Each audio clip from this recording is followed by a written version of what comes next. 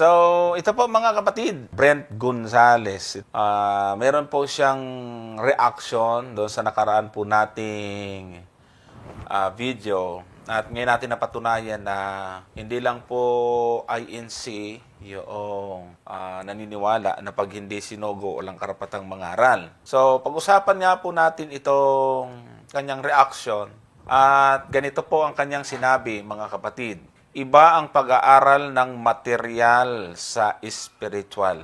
Ang spiritual ay Diyos mismo ang nagpahayag sa pamamagitan ng pagpapakita at pagpaparinig ng tinig ng Diyos. Ang hindi matanggap ng mga nangangaral ngayon ay ang Diyos ay nagpapakita at maririnig at hanggang sa katapusan ng mundo ay sasa kanila doon sa tunay na mga ngaral ng Diyos. Juan 14:16. So, buong chapter ba yan ng 14? Kasi yung pagkakatype nyo ay chapter 14. Tapos chapter 16 verse 26. Tapos chapter 16 verse 13. Kaya hindi makakapangaral ang tao kung hindi siya sinugo. Ito po ay pasensya na po, Brother Brent, itatama lang po natin. Una pa lang na inyong binanggit ay mali na po. Sabi nyo, iba ang pag-aaral ng material sa spiritual. Ang spiritual ay Diyos mismo ang nagpapahayag sa pagitan ng pagpapakita at pagpaparinig ng tinig ng Diyos. So ano po mag-ibig sabihin ng material?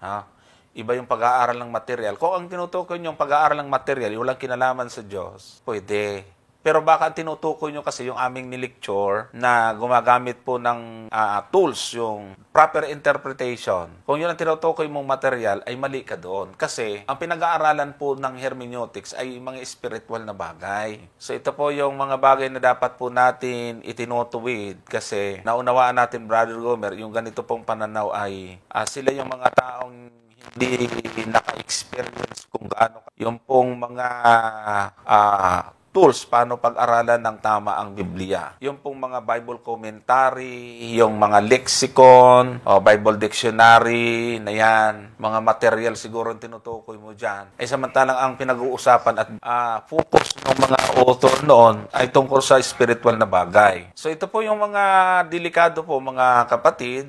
Pasensya na, Brother Brent, ang inyo pong pananaw ay dapat nating klaruhin.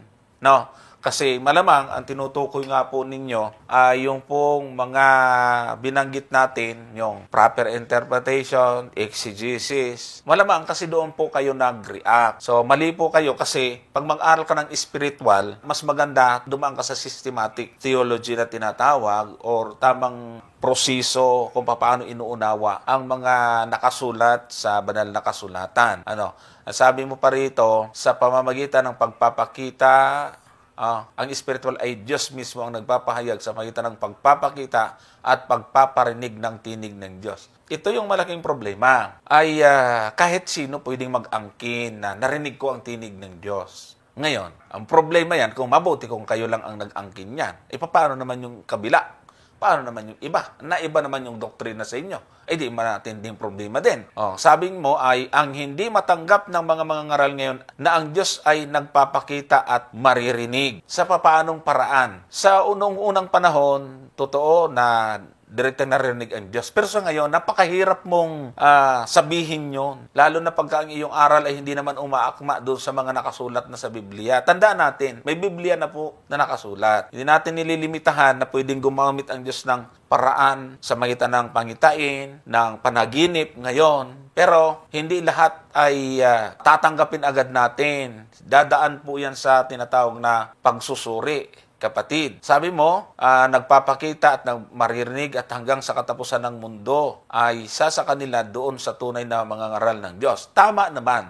Kasi pangako yan, ng Diyos na ako'y sa inyong palagi hanggang sa katapusan ng sanglibutan. Pero doon nga yung susukatin doon sa doktrina. Mamaya ay pag binigay ko kay Brother Gomer ay hihimayin niya po ito. Ngayon, ang sabi po ninyo rito sa huling bahagi, kaya hindi makakapangaral ang isang tao kung hindi siya sinugo. So, dito po ako magre-react sa ginamit yung talata, Roma 10:15, tapos yung iba ay ibibigay ko Brother Gomer. Ito pong talatang Roma 10:15, kung titinan po natin, ang sabi po dyan sa talata, at paano silang magsisipangaral kung hindi sila mga sinugo, gaya nga ng nasusulat. Anong pagkaganda ng mga paa niyaong mga nagdadala ng masasayang balita ng mga bagay na mabuti. So, kung papansinin ninyo mga kapatid, dito lang po sila nakapokus. Yan nga po ang sinasabi natin doon sa fallacy na hindi gagamitan ng observation, diretso sa interpretation. Di ba? Observation, wag muna interpretation agad. Observation muna sa paggamit ng context. At ipapakita po namin sa inyo ngayon mga kapatid, dito sa reaction ni Brother Brent Gonzales, na talagang nagkakaroon po ng problema kung hindi ka dadaan sa observation, diretso ka sa interpretation. Kasi yung ginamit niya dito, specifically, Roma 10:15. At tapos ang comment niya, hindi makakapangaral ang isang tao kung hindi siya sinugo. Tapos diretso. Ibig sabihin, hindi siya dumaan ng observation, diretso sa interpretation. Ngayon, ito po ngayon ang mismong gagamitin natin na mali nga po yung ganoong paraan. Bakit? Pag ginamit po natin yung observation, ay malalaman po natin sa konteksto. Ngayon, papaano po natin malalaman? Ito po ay nag-commit si Brother Brent ng tinatawag na isang fallacy po.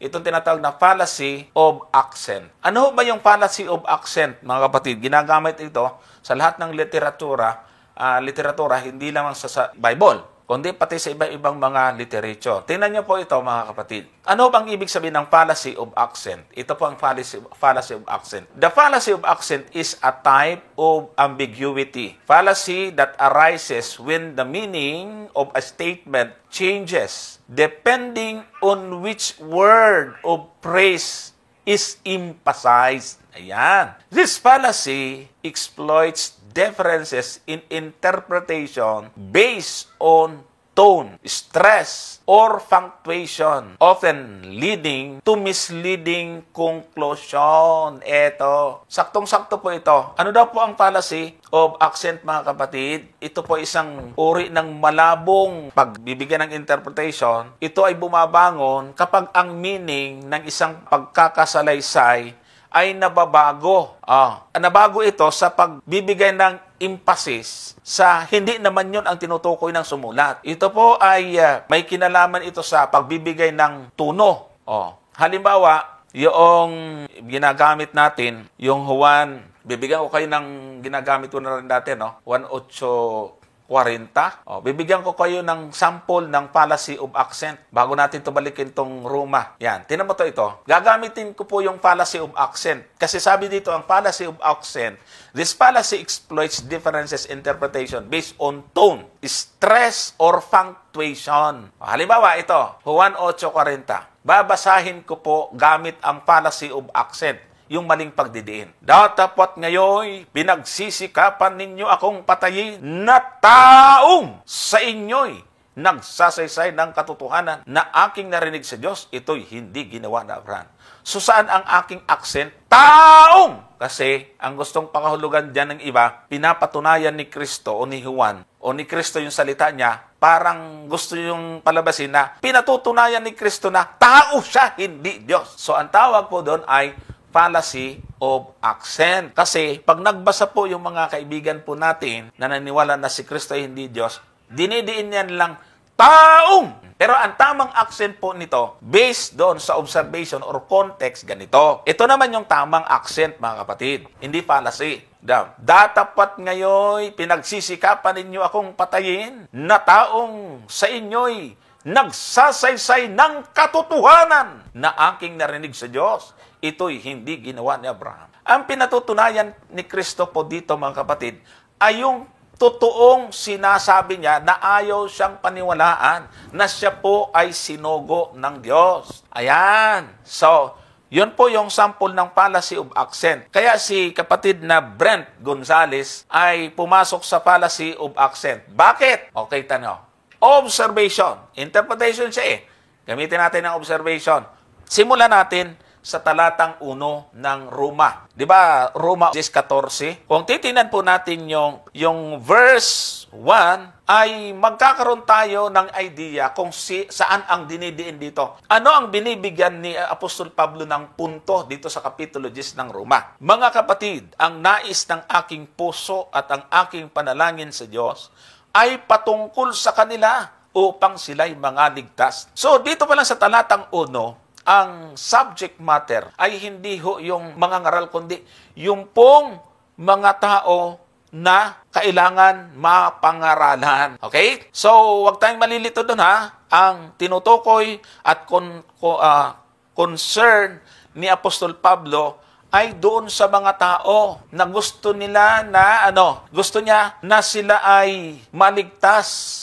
Kasi sila po ay mga seryoso. Bakit? Sabi sa talatang 2, sapagkat sila ay pinatutuhanan ko na may mga pagmamalasakit sa Diyos na tapat hindi ayon sa pagkakilala. So, tinutukoy talaga dito ni Apostol Pablo, yung mga tao, gusto niyang maligtas, ipinapanalangin niya. Bakit? Mga seryoso mga taong ito, pero mali ang kanilang alam. Mali ang paraan ng kanilang application, mali ang kanilang paraan ng pamumuhay.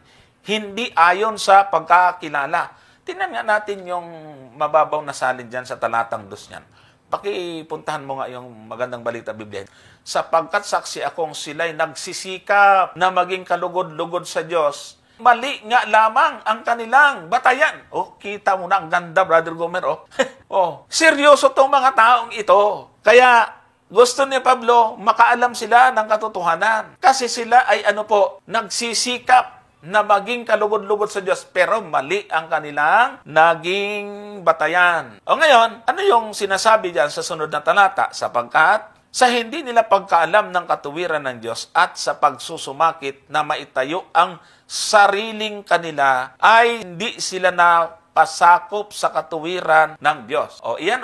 So, ang focus talaga dito, Brother Gomer, ay hindi yung tungkol sa mga ngaral, kundi doon sa mga dapat na mapangaralan. 4, sapagkat si Kristo ang kinauwian ng kautusan sa ikatutuwid ng bawat sumasampalataya. Ngayon, hindi po kinalimutan ni Apostol Pablo dito yung tungkol sa ating Panginoon na dapat ito ang maging sentro ng pangangaral. Kaya kung ating itutuloy ito, mga kapatid, hanggang sa dumating sa talatang iyon, ay ang focus talaga ng mga talatang ito, mga kapatid, ay tungkol doon sa mga taong na dapat maligtas. Tingnan po ninyo, sa talatang, dito na lang siguro, sa talatang 10, sapagkat ang tao'y nananampalataya ng puso sa ikatutuwid at ginagawa sa magitan ng bibig ang pagpapahayag sa ikaliligtas. 11, sapagkat sinasabi ng kasulatan ang lahat na sa kanya'y nagsisisampalataya ay hindi mapapahiya, sapagkat 12,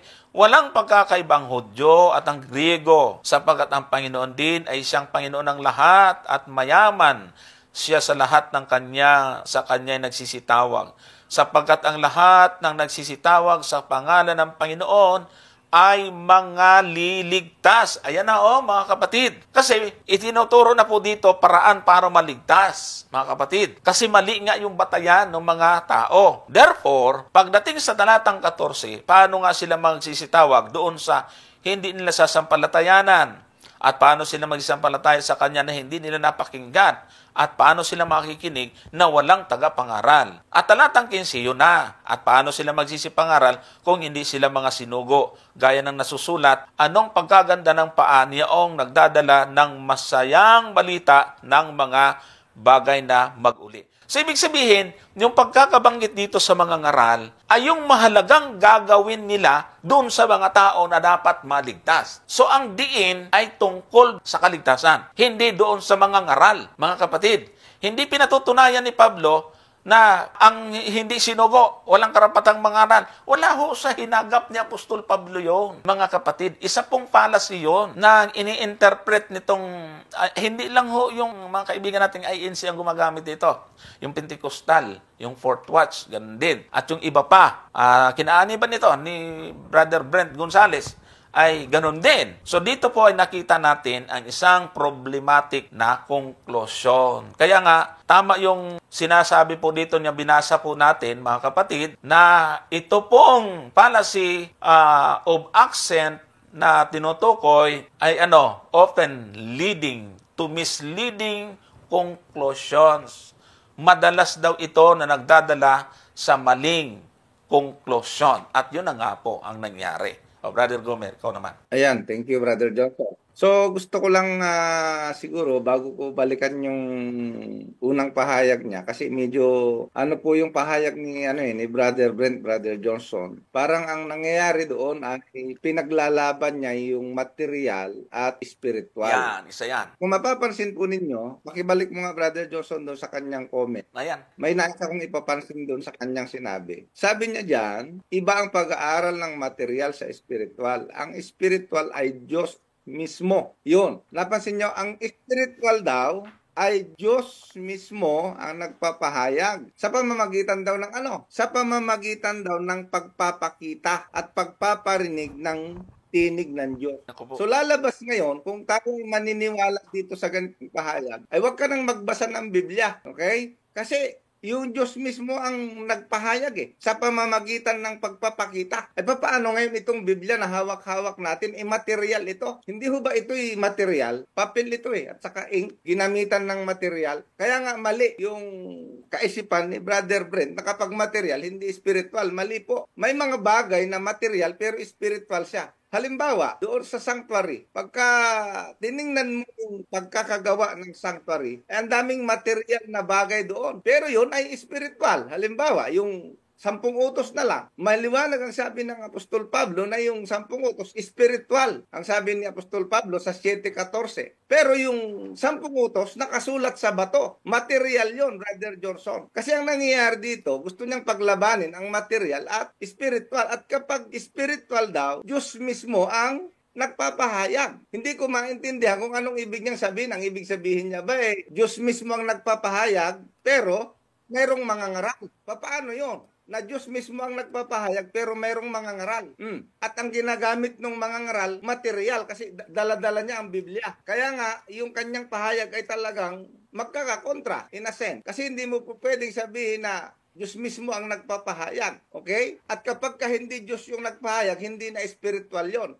Ay papaano kung binasa ko yung nandito sa Biblia, galing sa Biblia, binasa ko, yun ba ay hindi spiritual? Dahil ako ang nagpahayag, binasa ko mula sa Biblia. So kailangan po maipaliwanag ito ng maayos para hindi humalito yung mga nakikinig. Pangalawa, ang sabi niya, Diyos daw mismo ang nagpapahayag sa pamamagitan ng pagpapakita at pagpaparinig ng tinig ng Diyos. Abay, hindi ko alam kung anong aral ito na pinanggalingan nitong sinasabi ni Brent Gonzales. Na ito lamang yung kanyang batayan para matawag ng isang bagay ay spiritual. Di ba? Sa pamamagitan lamang daw ng pagpapakita at pagpaparinig ng tinig ng Diyos. Ay magbasa tayo ng talata kung ito totoo. Tingnan po ninyo yung Isaiah 34, ang talata 16. Sabi dito, sa talatang ito, inyong saliksikin sa aklat ng Panginoon, sabi ni Isaias, at inyong basahin. Hindi sinabi dito na ay hintayin nyo ang pagpapakita at yung tinig mismo at yun ang matatawag na spiritual. Mali po. Kasi nga, kahit magbasa po tayo ng banal na kasulatan, kung ang ating binabasa ay talagang naaayon sa banal na kasulatan, spiritual po yan.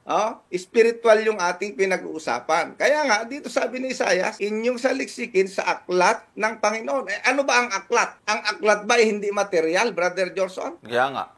Bakit mo paglalabanin ang material versus spiritual? Hindi ho magkalaban yan. Okay? Kasi mayroong mga bagay na material pero spiritual siya in a sense. Yun yung masasabi po natin dito mga kapatid. Katulad nito, aklat ng Panginoon. Ang tanong, ito po bang aklat ng Panginoon? Spiritual? Spiritual siya. Pero at the same time, material siya. Kasi nababasa mo sa isang libro. Okay? At inyong basahin, sabi dito, kahit isa sa mga ito hindi magkukulang, walang mga kailangan ng kanyang kasama sapagkat iniutos ng aking bibig at pinisan sila ng kanyang espiritu. So ang ibig sabihin, hindi mo na kailangan na ngayon na marinig pa yung tinig ng Diyos mismo para masabi mong spiritual. Bakit? Ipinasulat niya na nga eh. Hindi ho ba? Kaya ngayon, ang gagawin mo, babasahin mo na lang. O tingnan mo pa yung isang talata dito sa Juan. Sa Juan 20. Ang talata ay 31. O tingnan po ninyo. Ito ang sabi ng ating Panginoon. Ngunit, itaas nga natin sa 30. Gumawa rin nga si Jesus ng iba't ibang maraming tanda sa harap ng kanyang mga alagad na hindi nangasulat sa aklat na ito. Verse 31. Ngunit ang mga ito ay nangasulat. Ayun o, isinulat. Hindi mo kailangan marinig pa yung audible na tinig ng Diyos para masabi mong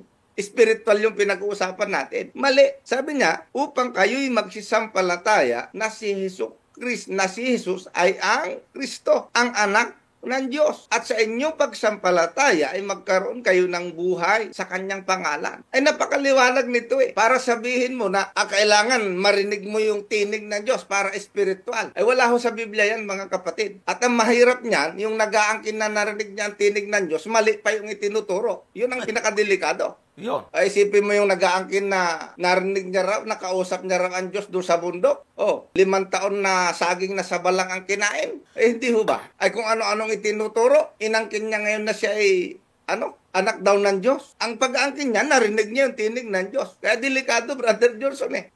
Kasi kapag kagaroon ng batayan mo, ay baliwala ang Biblia. Kasi sasabi mo, hindi, narinig ko yung tinig ng Diyos eh. Kaya delikado po yung ganyang kaisipan na para masabi mong spiritual yung bagay, ay kailangan marinig mo yung nagpakita sa iyo ang Diyos, narinig mo mismo yung kanyang tinig. At kapag hindi nangyari yon sa isang tao, ay hindi spiritual. Wala ho ganun sa Biblia, mga kapatid. Kaya nga dito, ang sabi niya, nangasulat, isinulat eh. O isa pang talata, sa Roma 15, ang talata naman ay 4. Ito naman yung sabi ng Apostol Pablo. Sabi rito, sapagkat ang anumang mga bagay na isinulat talaga, Brother Johnson. Naman. Hindi sinasabi na hintayin niyo yung tinig ng Panginoon at magpapakita para spiritual, no? Ang mga bagay na isinulat ng una ay nangasulat. Para saan? Dahil sa ikatututo natin. Ayun. So kahit pala isinulat lang at ito'y material, pwede tayong matuto spiritually. Tama. Kung tama ang ituturo, mga kapatid. Okay? Kaya nga yung ginamit niyang talata na 10:14 na walang karapatan mangaral kasi hindi isinugo. Tama yung sinabi ni Brother Johnson, mali yung accent. Ay kasi kung gano'n ang mangyayari ngayon, paano mo ngayon, sa dami ngayon ng nangangaral, ang sabi mo, walang karapatan pag hindi isinugo. Ay sino ngayon dyan sa mga nangangaral na yan ang may karapatan? At sino sa mga sa kanila